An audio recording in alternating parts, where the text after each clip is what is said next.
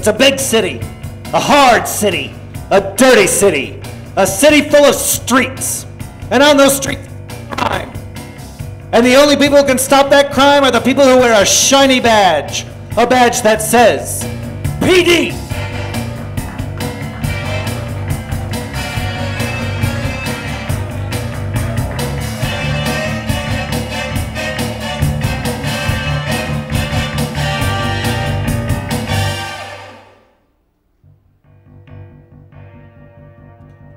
Episode 4, 9:30 a.m. Rusty Johnson enters the crime lab where his girlfriend Lizzy Gordon is.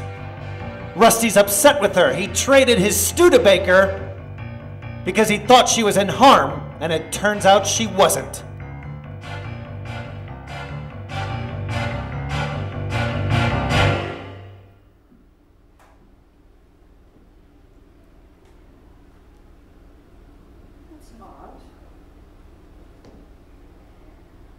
Bullets we pulled out of Giuseppe Pistachio don't match Zewicki's gun.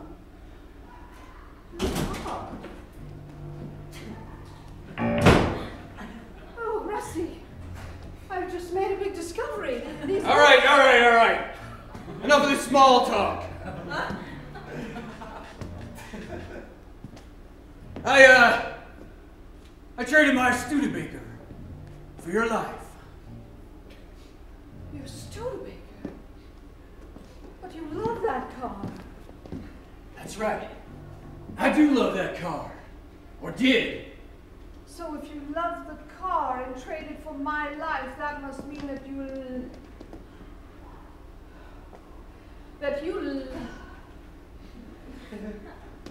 have feelings for me.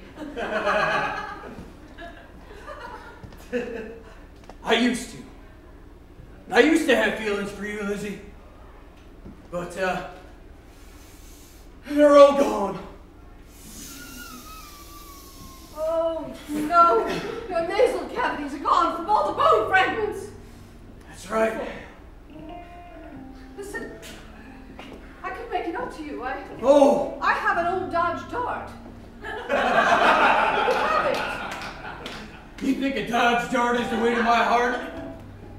Well, you seem to like vehicles. I'm sorry, Rusty. I don't know how to comfort people. You're not very good at this. No, I'm not. Stop touching me. I'm not touching you. I'm not touching you. I can't take it anymore! I just can't take it anymore, Lizzy. We're through. Just like that? Just like that. You're fickle. Well, I may be fickle, but there's one in this force that I got an eye for. And at least she knows how to comfort people. Who would that be? Wouldn't you like to know? Yes, which is why I asked.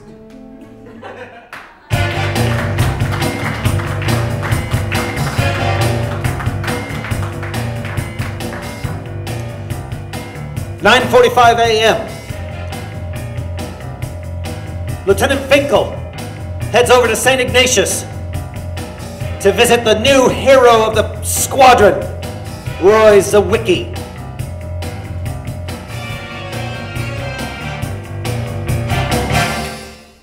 So there I was, nurse, in the heat of battle. What up? Were you saying something? I was telling the story of how I saved the town. Took a bullet right to the jugular. Son, you've got to stop telling that story. You've told it over and over and over. I went out to get some gauze, you're still telling the story. I come back, you're still talking. Never gets old. Saving the day.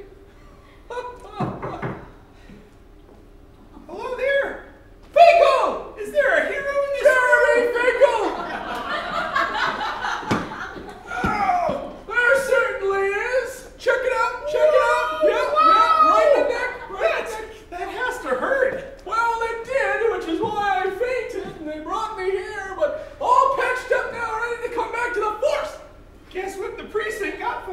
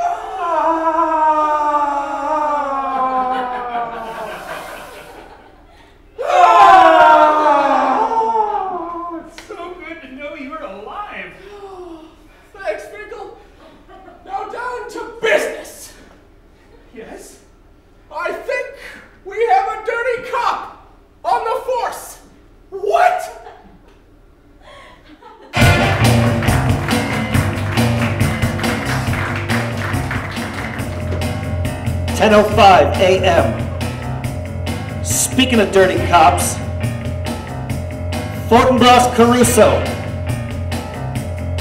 is meeting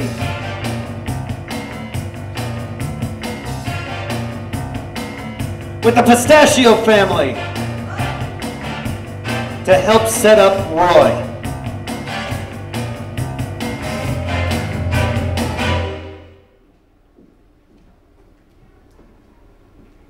Thanks for coming by. You're welcome, Fortinbras. It's a pleasure to see you again.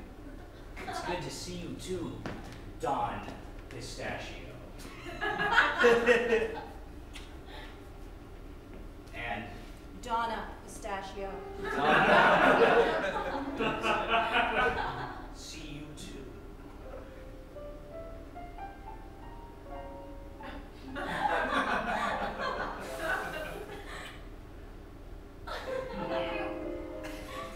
So I'm sorry about the death of Giovanni, your son.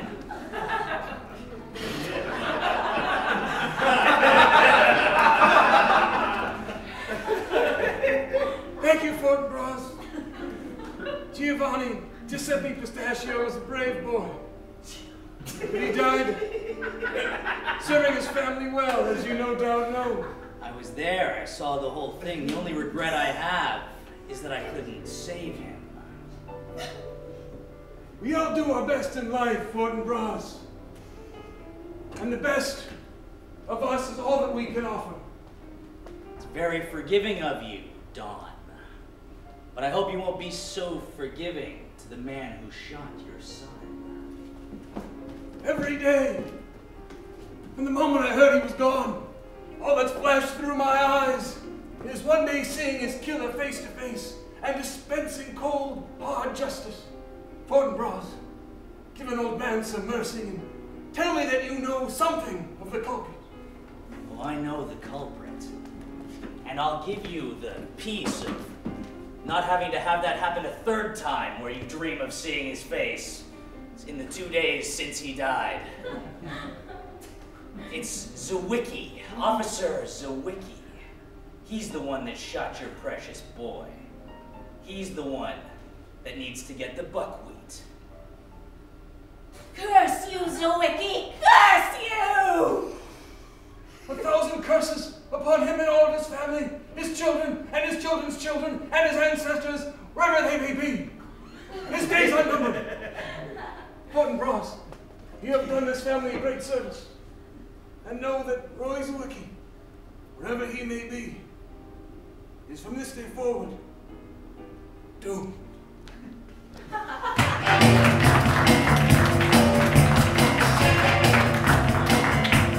10:52 a.m. Sergeant O'Halloran receives a visit at the station from his ex-wife, Gloria.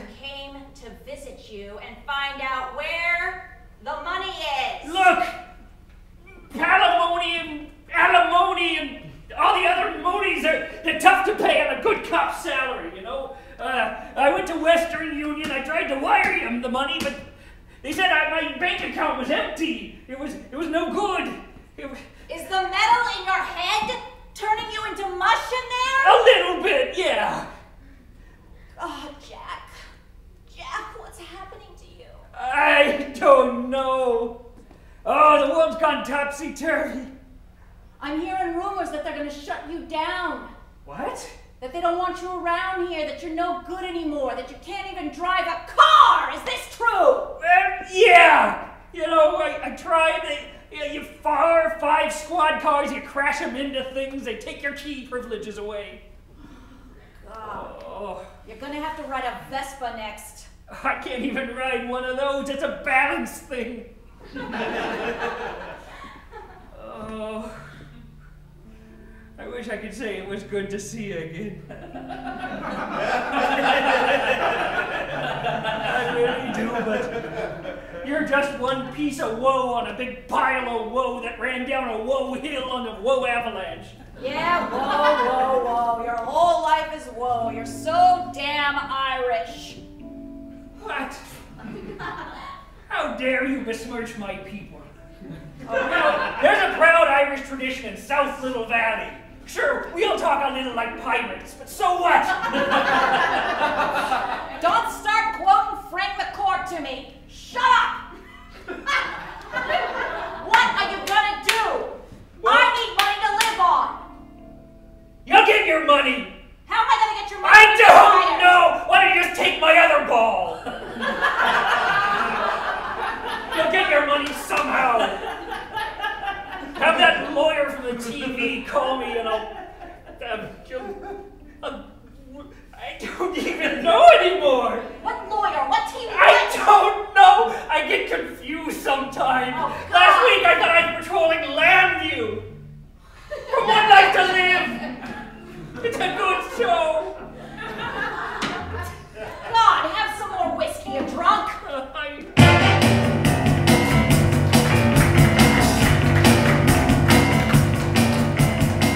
Oh, the poor Irish. 11:30 a.m.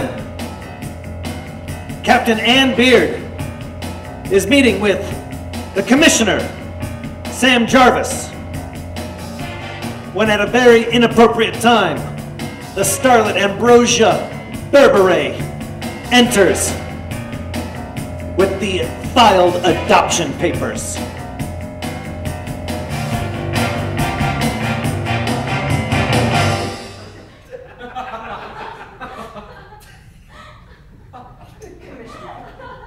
Captain Beard, we meet again. Sunshiny day, isn't it? It's beautiful, sir, yes. I like putting two of them together. More room that way. Now, it's come to my attention that your little precinct here has come under the scrutiny of a DA. Now, we don't want to have any wildfires starting here, do we? Of course not. This PD does its job, sir. I have the paperwork here. We have had enough arrests to fill our jails for 6 years. All right, that checks. And those aren't just pot. Prostitution, murder. We're doing a good job, sir. No matter what shim implies to you. Your baby is mine, Ann Beard. Here are the papers. Hello. Sir, you know Ambrosia Berberet, the actress? Ah, my wife watches your stories all the time. Pleasure. Yes, now, we were just doing a little improv work for her character. Did you mention something about a baby? There are no babies in this PD. There are no babies in police work. No, there's no room for babies. Babies No cry, babies they're whatsoever. messy, they don't fight crime. I was discussing with Captain Beard a plot development we were considering for my show. Co-writer credit, I'm branching out. Bravo, Miss Daytime TV. And can I see you for a minute? Certainly, sir, of course, sir. Do you mind if I try this out? Yes, but have a seat. Sir.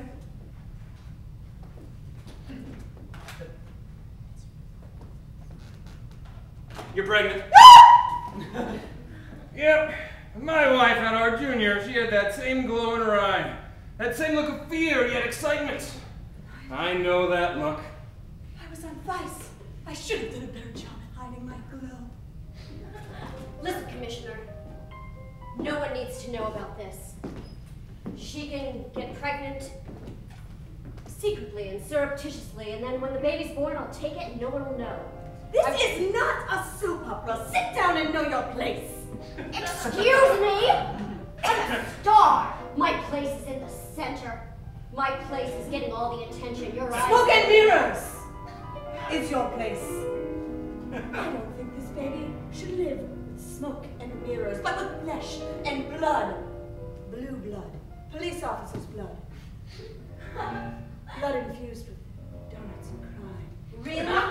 Yes. What are you gonna do? Push a baby stroller around the unit? You think anyone's gonna respect you with a baby attached to your bosom? It's suckling at your breast? Vomiting on your shoulder? Oh, look at Captain Beard with the baby vomit. Let's do what she says. I don't think so, lady. Your baby belongs with me. I was meant to be a mother.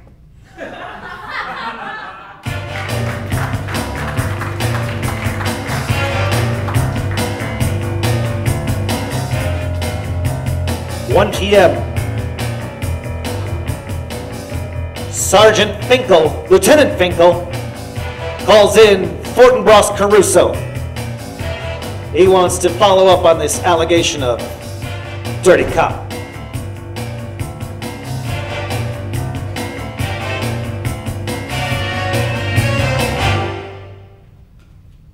How did you get in my office? I walked quietly and then stood here, watching you do what you're doing and watching you play with yourself under the desk. I was just looking for a gun on eBay. For a gun? Yeah, Ah, I might be purchasing a gun. you mean a gun like this? Oh, wow. Yeah, a gun. Just like that. Just like this? Yeah, just like a gun. That's a gun. That's definitely a gun. It is a gun. All good cops have guns. Right, guns and cops. Look, Fortinbras, have a seat, please. You first. I just was sitting. Your turn. Okay, Lieutenant. I'll play your game. Oops. Ooh. Listen, Fortinbras, there's been some allegations. Some allegations that maybe you're not such a good cop after all. Who would say something like that? Oh, I don't know, maybe a couple of cops. Maybe a couple of cops? You know what? The bullets that killed Pistachio, Uh-huh. they weren't from Zewicki's gun. That's strange. And guess what? What? There are only 3 guns in the room. Well, you weren't there, Finkel. You didn't see Zewicki carrying an illicit... But I read the report! Fortinbras! I changed the report, Finkel, to protect Zewicki. He was carrying an illegal gun in his ankle holster. I think you'll find it in his locker.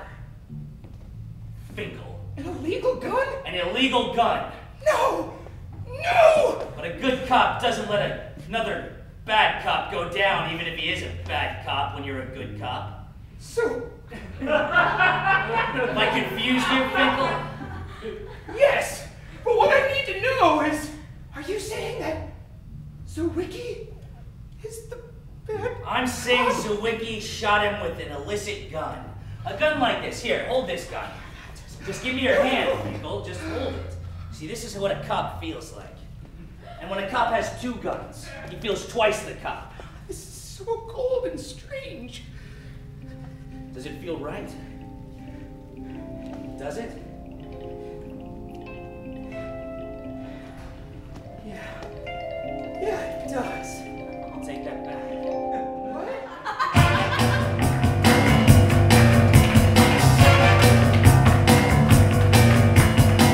2:15 p.m. Lizzy Gordon visits Roy Zewicki at St. Ignatius to follow up on her earlier discovery.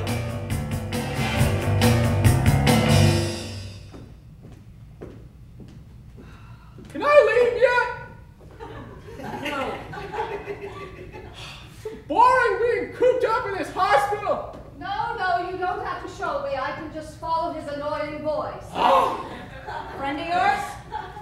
Hardly. Hello, Doctor. I like your coat, Doctor. Nice coat as well. Why, thank you. Yours is more tailored. Zewicki. Lizzy Gordon. I need to speak with you. If you'll excuse us, Doctor.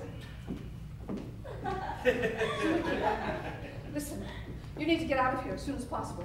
What? Why? Because I have done the ballistics test. The bullets from Giuseppe Pistachio were not from your gun.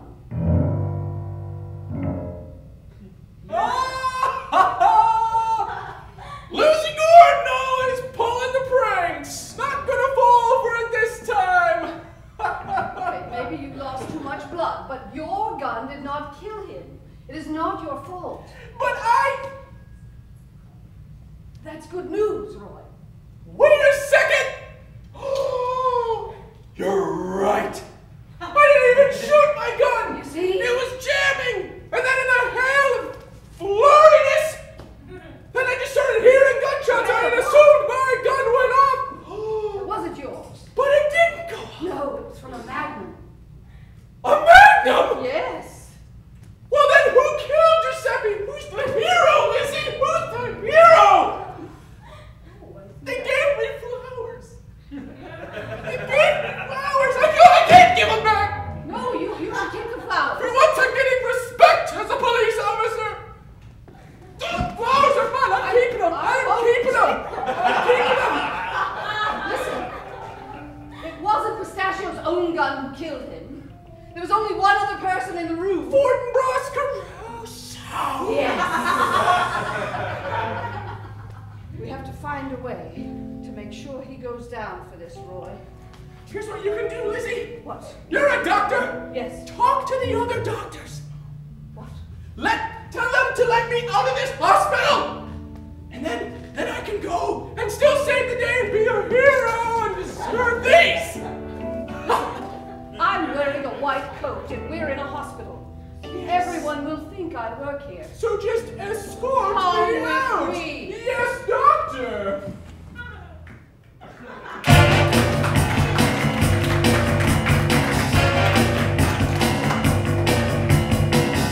2:45 p.m. Ann Beard calls in the father of her child.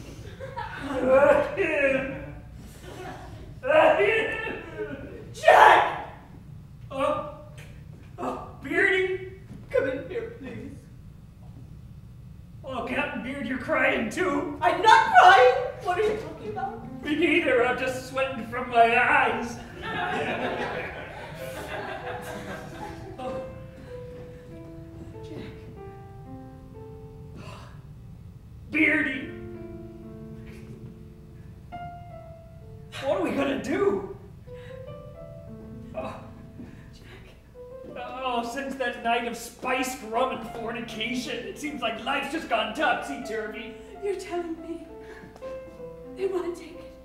They want to take the baby. Who? Who wants to take our little Jack or Jacqueline? Hollywood. Hollywood?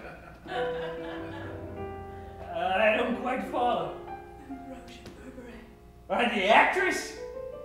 Oh, of course. Oh, her dried-up old womb couldn't make anything of its own, so she has to take mine. And yours. Ours? It's our baby. Little Jack Daniel. Oh, maybe we should call him Captain Morgan.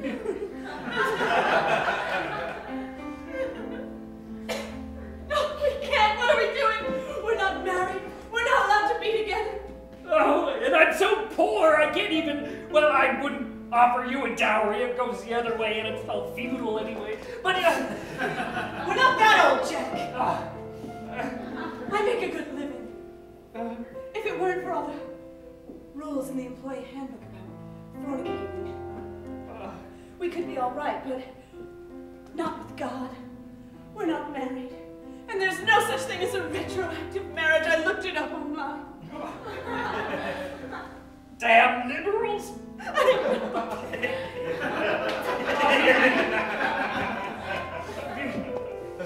But just think about it. Just think about our beautiful little baby. It'll have the most wonderful white highlights in its hair. I know. And it'll be wrinkled up just like an old person. They're so cute when they're born, aren't they? I'm gonna be a father. Dad's gonna be a father. No! Don't you hear me? We can't! We can't! Dad!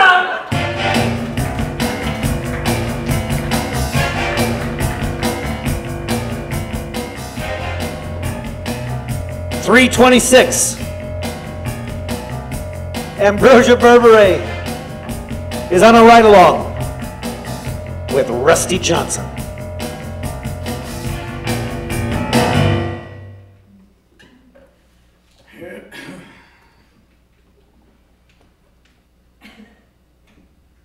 So they paired me with the bad boy of the force.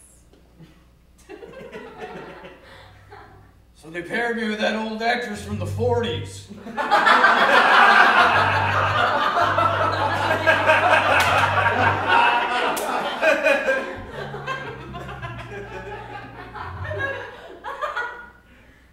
Are you trying to intimidate me? Are you trying to scare me? Do you think you're scarier than a cameraman? Honey, if I was trying to scare you, I'd do something like this. Oh no, we're gonna crash! Well, stop it! You're scaring me! See? Point taken. Truth is, that was kind of exciting. I can tell, you smell excited. And what exactly does excitement smell like? Smells a bit like tuna and jelly.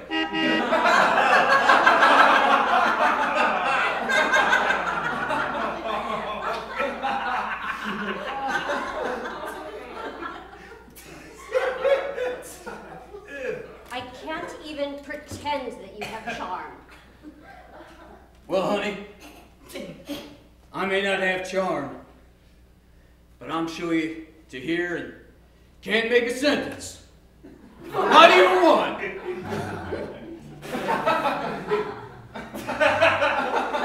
That's right, they all fall for it sooner or later. You know, I'm used to writers writing clever things for me, but when you make that nonsense sound with your voice, it makes me kind of weak. You know, Miss Berberet, I think you and I are going to get along just fine. Let's say we hop in the back seat. I'll show you my badge.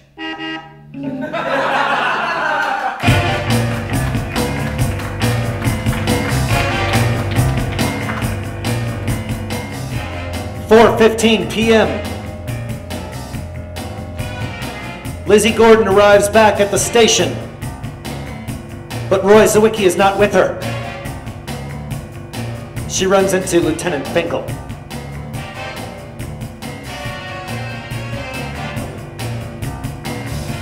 Please, God, it won't come back. The monster is not going to come back. God, I swear to God. Jeremy, excuse me.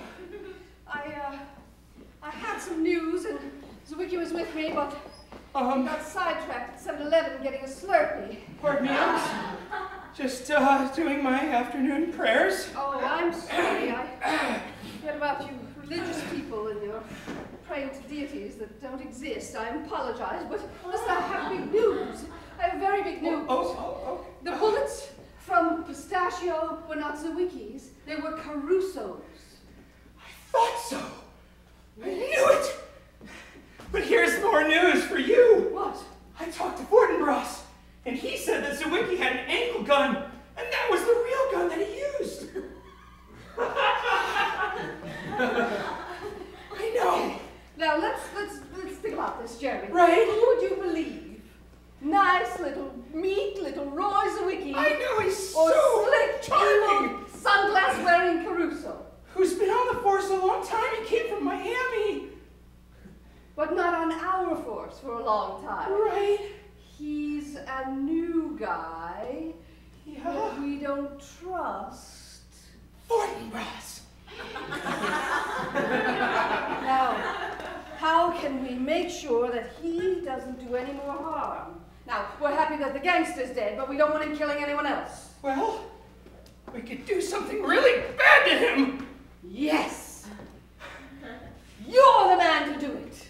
Me? Yes, no one would suspect you. Jeremy, it's perfect. You're brilliant. I love you. What? I'm sorry. You love me? I don't know why I said that. You were so virile for a second that I lost my mind. Usually people say they love someone if they do.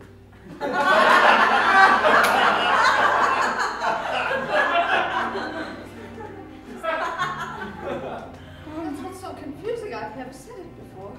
You know, Lizzy, I've always find your scientific ways to be fascinating. Thank you. And I like men who are meek and never get into trouble. I don't. It's so against type for me. I've got a great idea, Lizzy. What? Let's go to prayer group together.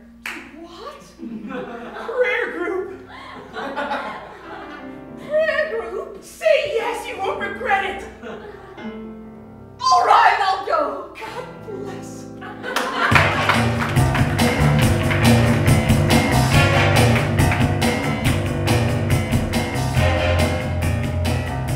4:20 p.m. We return to the distraught Captain Ann Beard and Sergeant O'Halloran, when suddenly ex-wife Gloria walks in.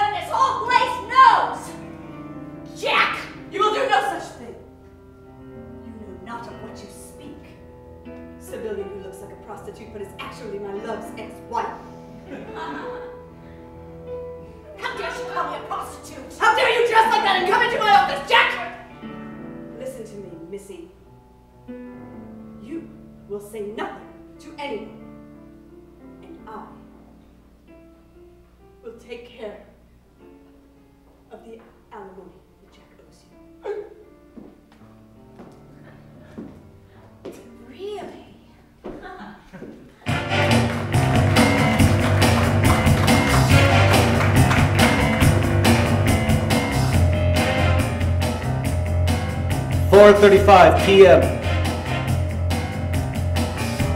We visit the Motel 7, And so do Rusty and Ambrosia.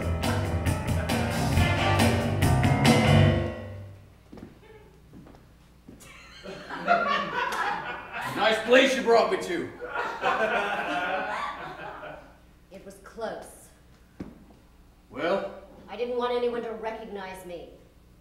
Do you think we can go to a nice hotel? With me? Hardly. Are you hinting or something that you're famous, or then I might think you are? Please, you know that I'm an actress. I can't be seen with someone like you. Oh. What do you mean, someone like me? You're rough. You're uneducated. You have a mustache. Right on all three accounts. Well, look, if you're gonna do something, let's do it. Wait a second. You gonna put me on the spot like that? Yes. Not gonna butter me up? No, just perform, all right? Look here, little actress. You're the one who's supposed to be performing. Don't be ridiculous. You're here to please me. Oh. You know, I'm gonna do something I rarely do. I'm gonna take my hat off when I bang you from behind.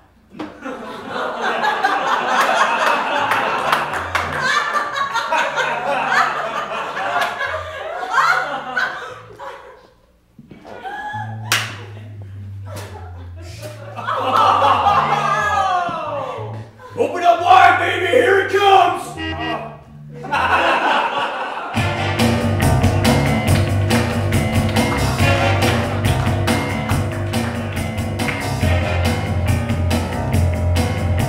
4:58 p.m.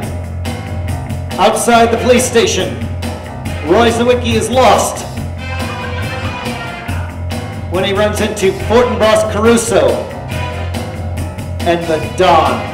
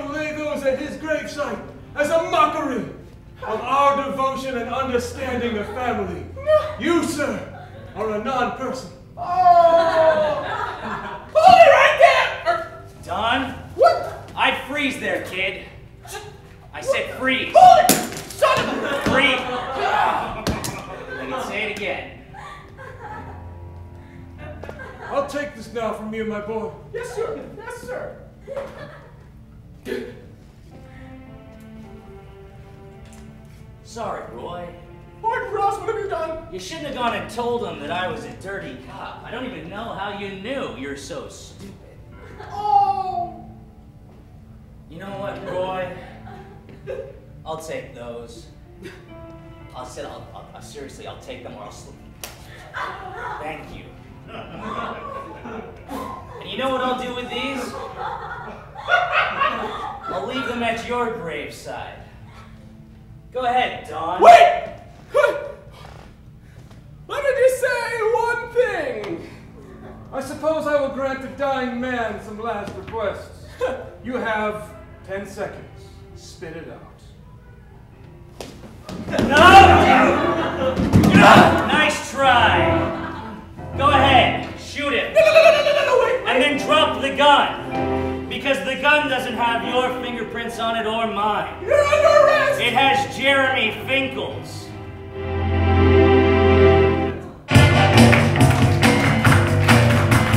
Is Roy Zewicki doomed? Will Jeremy Finkel be blamed for it? And why did Rusty spit out his hands to do Ambrosia from behind? Come back next week for all the answers in PD.